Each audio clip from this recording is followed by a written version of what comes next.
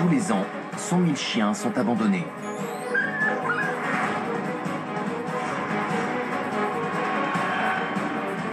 César Millan dirige la plus grande campagne contre l'abandon jamais lancée en Espagne.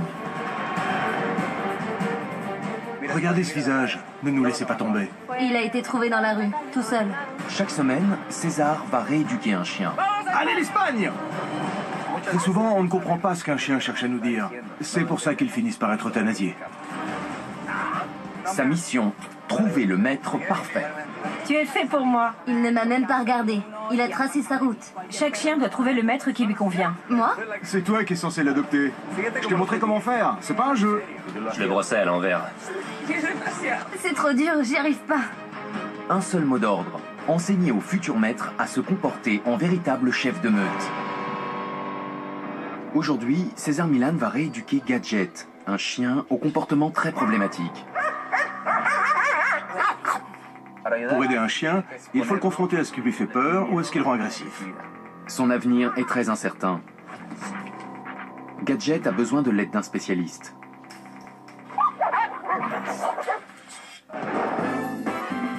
César vient aider l'actrice Anna Turpin à adopter un chiot. J'y crois pas. L'acteur Jordi Rebellón a lui aussi besoin des conseils de César pour adopter. Mais son chien Bruce doit d'abord apprendre à mieux se comporter. Je le réprimande, mais pas à chaque fois.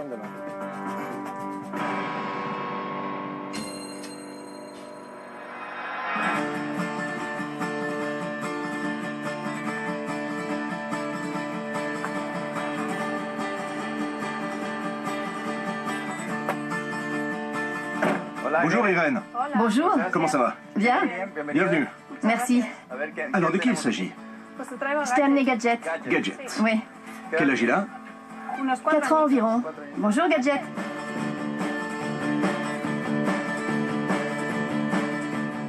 Et tu l'as depuis quand?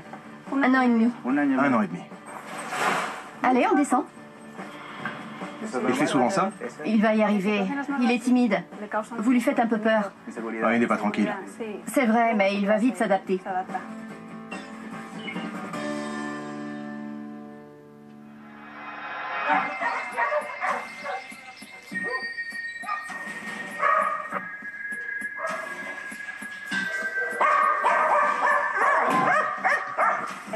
On a récupéré Gadget suite à un appel de la police. Il errait dans les rues d'une banlieue de Madrid.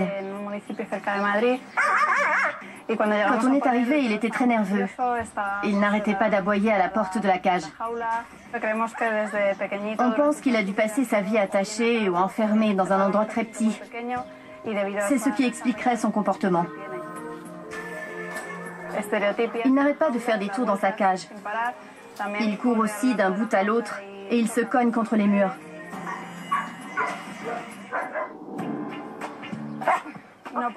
On ne peut pas le brosser normalement. Oui, Gadget. Voilà. Il a de l'arthrose aux hanches. Du coup, quand on veut le brosser ou le toucher à cet endroit, il grogne et il essaie de mordre. Il a aussi un problème avec la nourriture. Il devient agressif et dominateur quand on le nourrit. Il mord si on lui donne avec la main. Je vais vous montrer en quoi consiste le problème. On se sert d'un balai parce que si on met la main, on se fait mordre. Vous voyez comme il a mordu le balai?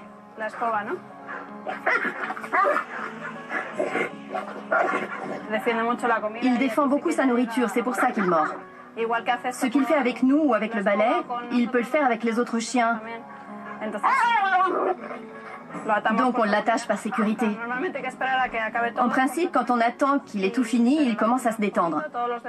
Quand tous les autres chiens ont fini de manger, il redevient normal et on peut le détacher. Cette agressivité au moment de le nourrir est très problématique pour un chien qui vit en famille, parce qu'il en devient dangereux. Mais si on corrige ses défauts de comportement, ce sera un chien génial. Oui. Gadget, assis. C'est très bien. Viens, Gadget. J'espère qu'on va pouvoir le faire adopter. On aimerait que Gadget puisse être adopté par quelqu'un de dynamique. Quelqu'un qui prenne le temps de l'emmener courir ou faire des parcours d'obstacles. Il faudrait surtout le stimuler mentalement. Lui faire faire des exercices pour le débarrasser de son comportement obsessionnel.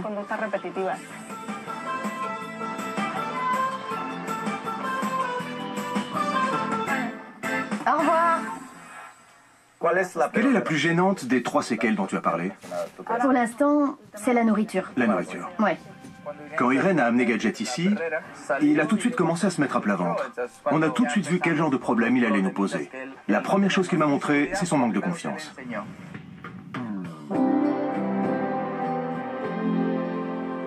Salut Pommy. Bonjour. Bonjour. Voilà ce qu'on va faire. Pommy et moi, on va le nourrir. Je veux évaluer son niveau de testostérone, voir quel genre de mâle c'est. Et comme il te connaît, ce serait bien que tu t'éloignes.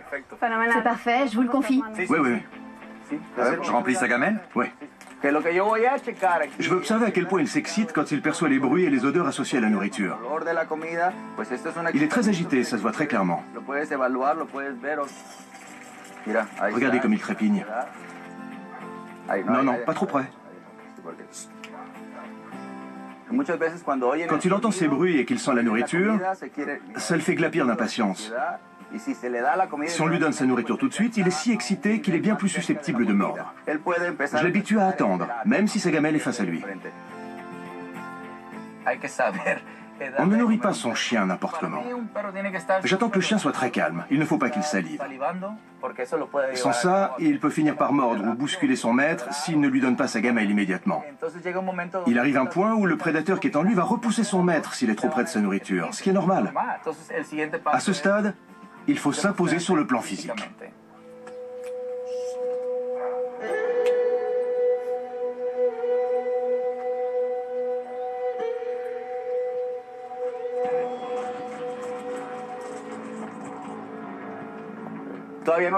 Je ne lui laisse pas encore sa gamelle sur le sol, parce que si je le faisais, il mettrait ses pattes avant de chaque côté pour protéger sa nourriture.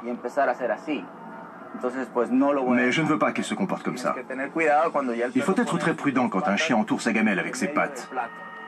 C'est une manière de dire « Attention, ça c'est à moi ».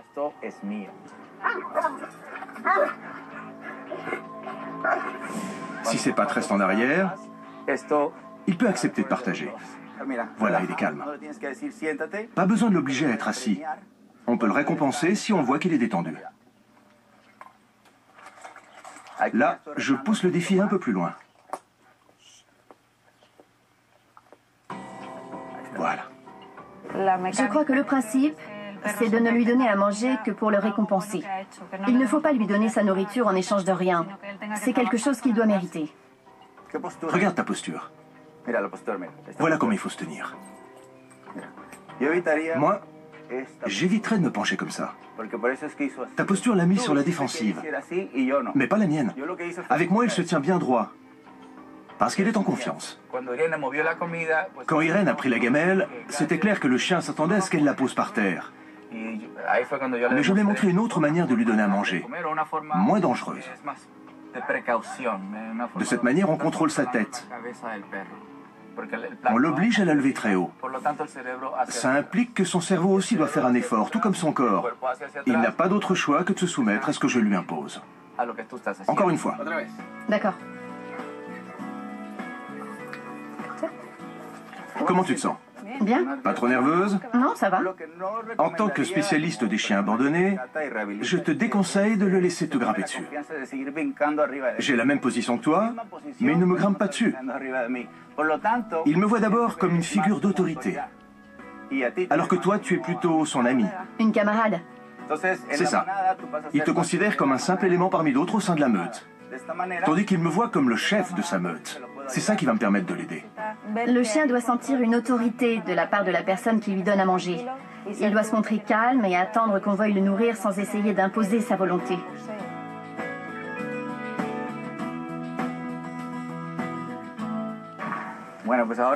On va aller voir Rosillo, qui est acupunctrice. Je vais voir si elle peut faire quelque chose pour ses pattes arrière.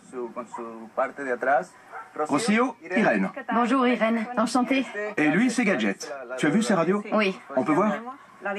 Il souffre d'une dysplasie de la hanche, c'est-à-dire que la tête du fémur s'emboîte mal dans la cavité de l'iliaque. Ça concerne les deux articulations, mais c'est bien pire du côté droit. Qu'est-ce qui est à l'origine de cette dysplasie? Cette race de chien n'est pas très sujette à ce genre de malformation. Ça doit plutôt s'expliquer par son passé. Gadget a été maltraité, il a passé beaucoup de temps enfermé. Ça a provoqué des tics, comme de passer son temps à tourner sur lui-même. Ces mouvements répétitifs ont causé la dysplasie. Qu'est-ce qu'on peut faire? Avant l'acupuncture, je vais faire de l'ostéopathie crânienne. C'est-à-dire? Ça consiste à détendre les tissus et en particulier les muscles qui sont très contractés. On le pratique sur les humains et les chiens, mais les zones sont différentes. Il faut localiser les reliefs osseux, les creux. Ce sont des zones faciles à trouver chez les humains comme chez les chiens. Toute cette partie est rigide. Il faut d'abord que les muscles se relâchent pour le soigner. C'est dur? Comme de la pierre. Ouais, c'est vrai. Il faut détendre tout ça. Cette technique repose sur la palpation des tissus. On cherche les zones de résistance qu'il faut arriver à vaincre pour que l'énergie circule librement. Il faut expulser l'énergie négative pour qu'elle se détende, c'est ça? Exactement.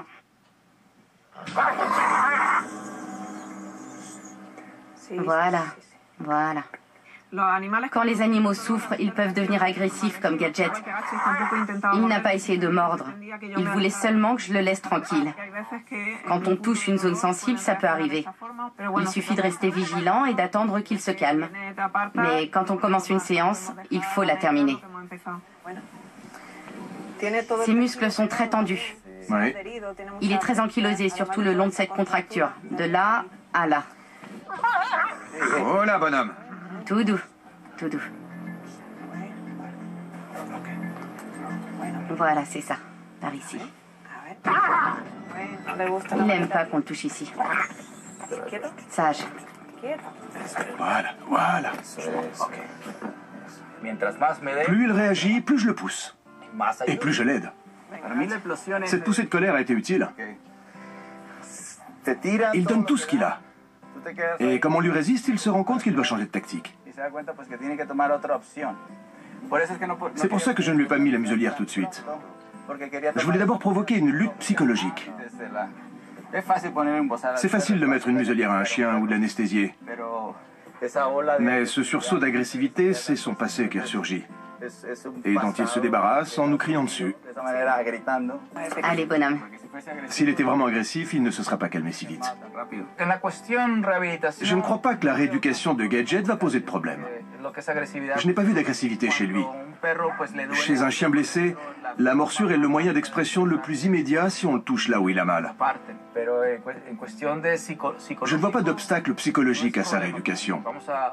Il n'aura plus aucun problème de comportement. Par contre, sur le plan physique, ça va être plus difficile.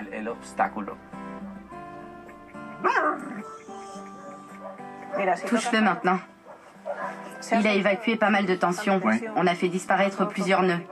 Même la peau est plus relâchée. Oui. Avant, on sentait directement la tension des muscles sous la peau. Maintenant, c'est plus souple et c'était le but. On lui met les aiguilles? Oui, on met les aiguilles. Il s'agit de localiser les déficits et les excès d'énergie, puis de rétablir la circulation de cette énergie aux endroits bloqués pour qu'elle soit diffusée harmonieusement dans l'ensemble de l'organisme. À ce moment-là, le mal disparaît. C'est un ajustement énergétique de l'organisme. Attention, on y va. C'est pas l'aiguille qui les gêne le plus. Voilà. C'est très tuméfié, pauvre bête. Ça va lui faire un bien fou. Et voilà. Ça l'a soulagé. L'aiguille le gêne beaucoup moins que le fait que je m'approche de lui et que je fouille son pelage. J'ai vu beaucoup de chiens souffrant de traumatismes physiques qu'on a traités par de l'acupuncture. Et ça leur a fait énormément de bien.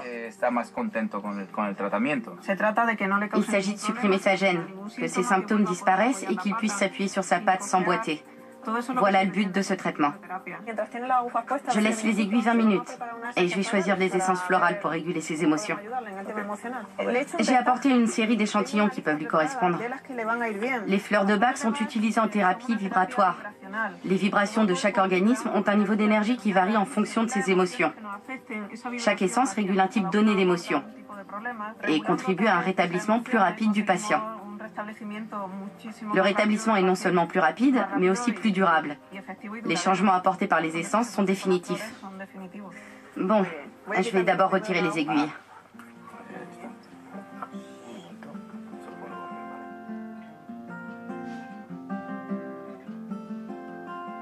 Les problèmes de Gadget ont une solution. Ça va être un chien en pleine forme. Il n'aura pas le moindre souci, qu'il soit mental ou physique.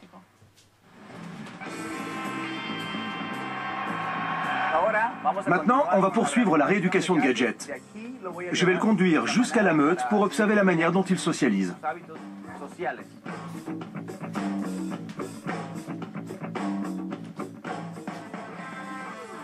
Quand on vient voir un chien, il faut qu'il se tienne en retrait. Surtout dans son cas, car je vais le confronter à la meute. Donc c'est essentiel qu'il me voie comme une figure d'autorité. Ses oreilles sont immobiles. Il est en alerte. Je vais entrer et le dominer par ma présence et mon expression corporelle. Là, il me dit qu'il perçoit mon énergie. Le fait qu'il se lèche les babines indique qu'il ne sait pas ce que je veux.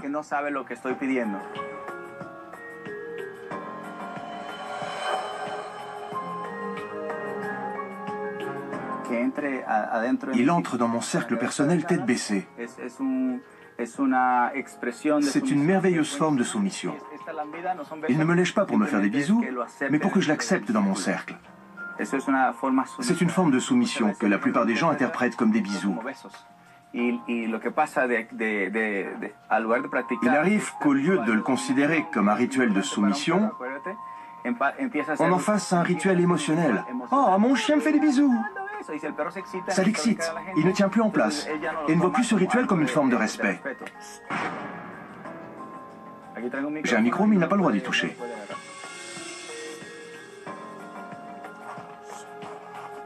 Il défie mon autorité, là. Vous voyez? Il se rebelle. Même si ce n'est pas visible, je le sens. Il secoue la tête. Ça veut dire qu'il refuse de se soumettre.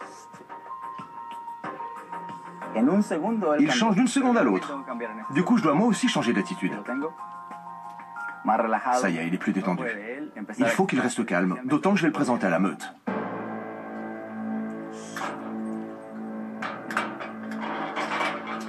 Regardez, il tourne sur lui-même. C'est l'anxiété.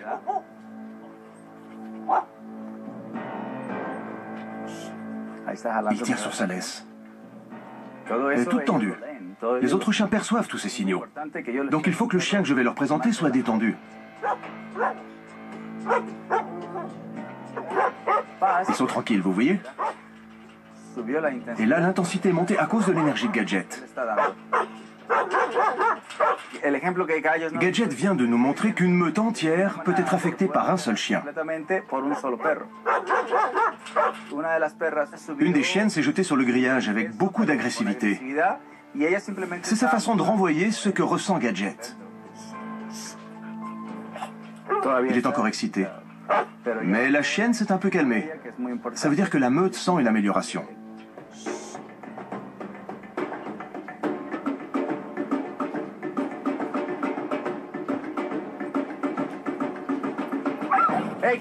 Tu as remarqué? Je vais laisser faire. La chienne a décidé de le dominer. Il faut comprendre la meute. Cette chienne n'avait jamais attaqué comme ça. Mais elle a eu raison, parce que Gadget renvoyait beaucoup trop d'agressivité. La meute agit en fonction de ce qu'elle ressent. Elle n'en a rien à faire que Gadget ait une dysplasie ou des problèmes émotionnels. S'il ne vient pas parmi eux dans un état d'esprit détendu, il va se faire remettre à sa place immédiatement. La meute a mis le doigt sur l'intensité excessive de Gadget. Ils sont en position de force, et ils le savent. Il a encore la queue levée. La femelle s'approche, elle n'a toujours pas confiance en lui. Il doit aller là où elle le laisse aller. Si je vois qu'elle franchit les lignes rouges, j'interviens. Elle a le droit de l'aider à s'intégrer, mais pas de se laisser emporter par son instinct. Gadget a beaucoup changé d'attitude, et la femelle a aussitôt changé la sienne. Elle n'a plus besoin de le surveiller. Elle l'autorise à découvrir les lieux. Cette chienne ne dirige pas la meute. Elle en est un membre comme un autre. Les femelles se chargent souvent de faire régner l'ordre dans la meute. Les mâles la protègent plutôt de l'extérieur.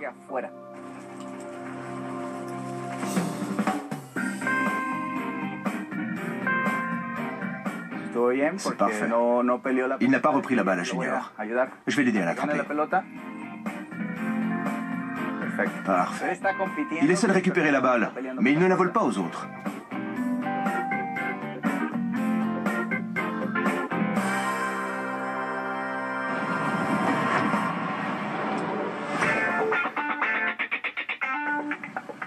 César a besoin de l'aide d'un spécialiste capable de s'occuper de Gadget.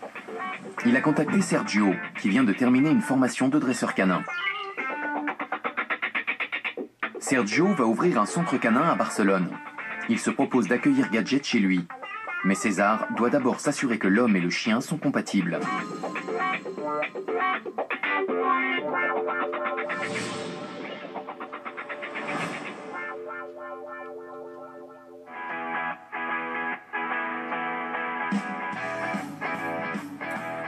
Sergio, ça va? Très bien. Enchanté. J'ai 26 ans. Et depuis plus de 6 mois, je me consacre au monde de l'entraînement canin. Depuis que je suis tout petit, j'ai une passion pour les animaux, en particulier pour les chiens. J'ai fait cette formation parce que c'est une vocation pour moi. Ma passion pour les chiens remonte à mon plus jeune âge. J'ai mon premier chien depuis qu'1 an ou 2. C'est toute ma vie et j'aimerais pouvoir faire une carrière dans ce domaine. Tu as plusieurs chiens? J'en ai 2. Un berger allemand et un Yorkshire. Et dans le centre que je veux ouvrir, il y a 13 chiens. 13? Oui. Et ils s'entendent bien? Oui. Parfait. Et c'est là que tu comptes accueillir Gadget? Il serait surtout chez moi. Et je l'emmènerai au centre quand j'y travaillerai. Il aura toute la place qu'il veut. Gadget a 2 problèmes. Le premier, c'est pour manger. Le second, c'est le toilettage. Surtout quand on lui brosse l'arrière-train. Je vais regarder comment tu te débrouilles. Si tu veux de l'aide, je suis là. Sinon, je te laisse faire. On ne peut pas dire qu'il ait beaucoup d'expérience, mais il a un profil qui convient parfaitement à un chien comme Gadget. Très humblement, je suis en train de choisir un novice capable d'être le maître de ce chien. Je veux voir de quelle façon tu entrerais naturellement dans cet enclos avec ton expérience. On va lui mettre sa laisse et l'emmener ailleurs. Je te laisse faire.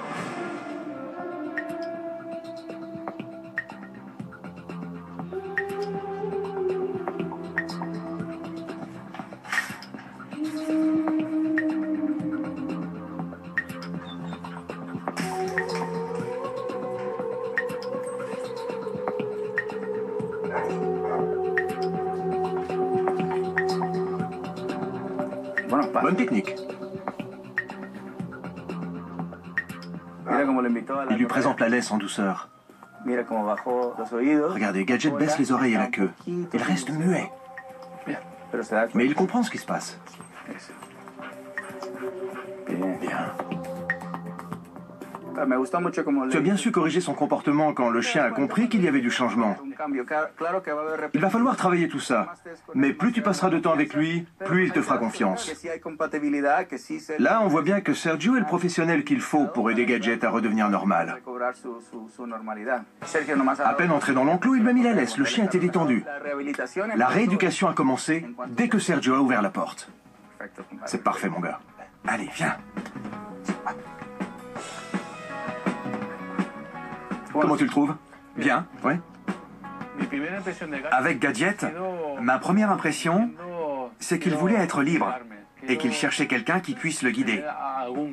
Je pense qu'avec moi, il va avoir la liberté dont il a besoin. Maintenant, on va amener Gadget à la meute, pour montrer qu'il est sociable et qu'il ne pose pas de problème avec les autres chiens. Et Sergio pourra se rappeler son attitude quand il le confrontera à sa propre meute. On y va. Allez!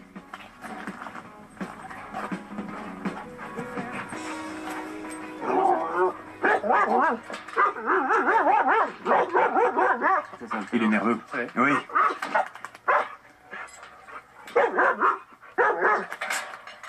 Bien. Parfait.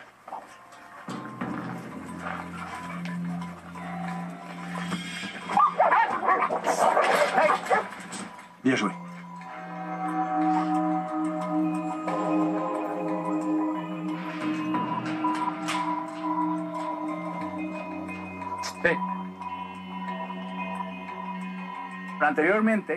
On avait déjà eu ce même problème entre Lyra et Gadget. Elle veut nous signaler que ce chien manque de discipline et qu'il a besoin d'être remis à sa place. Ça nous montre encore une fois de quelle façon un chien peut prendre en charge l'éducation d'un autre chien. On a vu une réaction en chaîne qui s'est produite entre Lyra et Junior, dirigée contre Gadget. Junior ne s'en est pas pris à Lyra, il s'est directement centré sur Gadget. Au sein d'une meute, c'est habituel que les chiens veuillent contrôler la situation quand ils perçoivent des émotions négatives. Ils ne supportent pas le déséquilibre. Tu peux le lâcher si tu te sens prêt. Tu crois? Ouais, vas-y.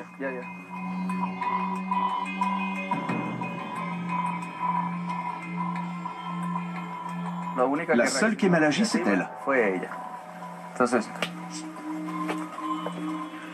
Au cas où, je la tiens à l'œil. Elle doit rester à distance, comme Junior.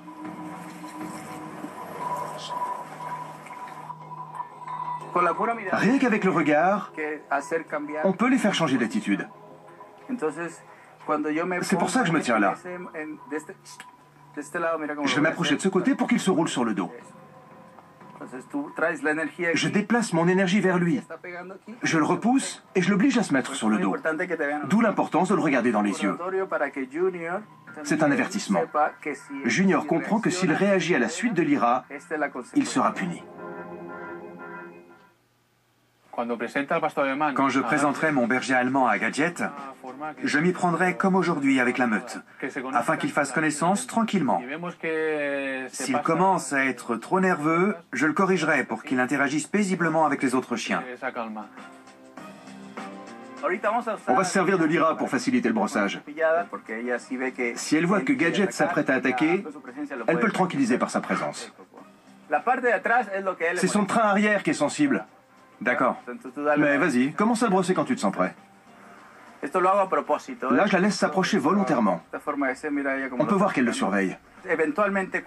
Bientôt, quand elle verra que je m'apprête à le brosser, elle prendra l'habitude de venir elle-même pour m'aider. Pourquoi tu le réprimandes? J'ai remarqué qu'il cherchait à faire quelque chose pour se sortir de cette situation inconfortable. Et quand j'ai vu qu'il s'apprêtait à réagir, je l'ai réprimandé. Ah, je vois. Bonne décision. Tu cherches à l'habituer à ta main? Oui. C'est bien. D'après toi, tu vas réussir à le convaincre? Tu sens que ça marche? Je sens que je lui transmets une énergie positive. Ouais. Je lui montre qu'il n'a rien à craindre. Bien sûr. Je brosse la zone qu'il n'aime pas, mais je le pousse à associer ça à autre chose. À quelque chose de bénéfique. Oui, de bon pour lui. Tu veux de la nourriture? Pas pour l'instant. Les caresses suffisent. C'est sa nourriture. Je n'ai jamais été confronté à un chien atteint de dysplasie. C'est le premier que je vais devoir éduquer. Il faut saisir les occasions au vol. Et là, c'est le moment de découvrir cette pathologie.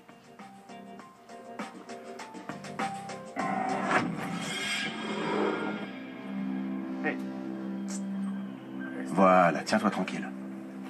On va voir ce qu'il va faire maintenant. Je n'ai pas perdu mon sang-froid. Je dois avouer que je suis quelqu'un de très calme. Et quand je m'occupe d'un animal, je ne pense plus à rien d'autre. Je suis concentré sur lui. C'est une sensation étrange, mais je suis resté très calme. Pourquoi tu insistes? La plupart des gens jetteraient l'éponge. Pourquoi pas toi? Je veux l'aider, je veux résoudre son problème. C'est pour ça que j'ai choisi Sergio. J'ai senti qu'il était fait pour ça. Je suis convaincu que Gadget et toi aurez une très bonne relation prof-élève. Chacun de vous va apprendre de l'autre. Il a eu le bon réflexe. J'ai surtout remarqué la rapidité avec laquelle le chien a retrouvé son calme ensuite. Sergio a réagi instantanément. Et c'est fondamental pour protéger le chien contre lui-même, tout en maintenant le lien qui l'unit à lui. On va lui donner à manger. Je te laisse faire, hein, je te regarde. Moi, j'ai une habitude. Tu imprègnes ton odeur. Je la mélange à la nourriture. Parfait. Bon, je vais t'expliquer. Il s'écarte, c'est bien. C'est une preuve de soumission. Même s'il a encore tendance à vouloir un peu défendre son territoire.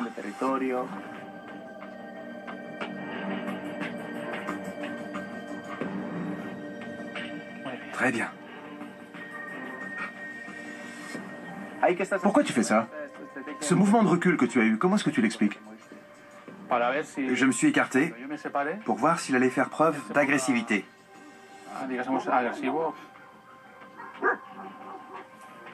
Voilà. Très bien. Parfait. Parfait, mon gars. Je suis très content d'adopter Gadget. Il va m'apprendre beaucoup. Et moi, j'ai beaucoup à lui apprendre. Ça va être une expérience positive. Il y a du travail à faire, c'est sûr. Mais il va progresser très vite. La première chose que je guettais, c'est ta manière de le reprendre. Tu l'as fait au bon moment et avec la bonne intensité. Je suis très content de ce que j'ai vu. C'était un moment clé. Je te remercie vraiment de t'être proposé pour lui donner une seconde chance. Je suis très heureux de t'avoir rencontré. Moi aussi, sincèrement. Gadget a besoin d'une personne calme. Il lui faut l'aide d'un professionnel comme moi pour résoudre ses problèmes. Les choses arrivent souvent d'une manière inexplicable. La personne qu'il faut se présente quand on demande l'aide de l'univers, de Dieu ou je ne sais qui.